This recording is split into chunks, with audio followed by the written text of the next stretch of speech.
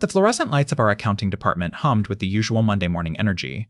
My boss, Mr. Henderson, stood at the front of the open office space, his polished shoes squeaking slightly on the linoleum floor. "Attention, everyone," he announced, adjusting his tie.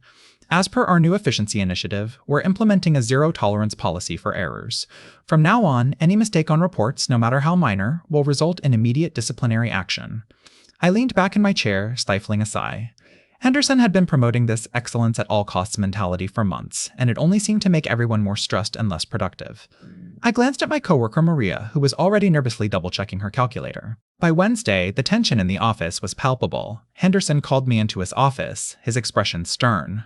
"I've noticed your expense reports still contain minor rounding errors," he said, tapping a pile of papers on his desk. "Under our new policy, this is unacceptable. I need you to implement a verification system that eliminates all possibility of error. Double-check everything, triple-check it. If it's not perfect, don't submit it."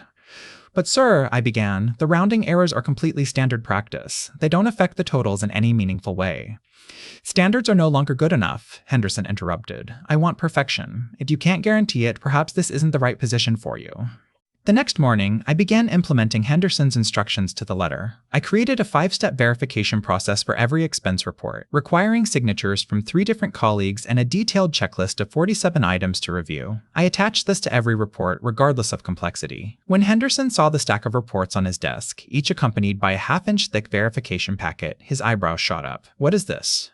"Your requested verification system, sir," I explained calmly. "I've implemented a 5-step process with triple verification and a 47-point checklist to eliminate all possibility of error. Each report now takes approximately 3 hours to complete instead of the usual 30 minutes. Henderson spluttered, "I didn't mean for you to create additional..." By Friday, the accounting department was in chaos. The 3-hour verification process for each report meant nothing was getting done on time.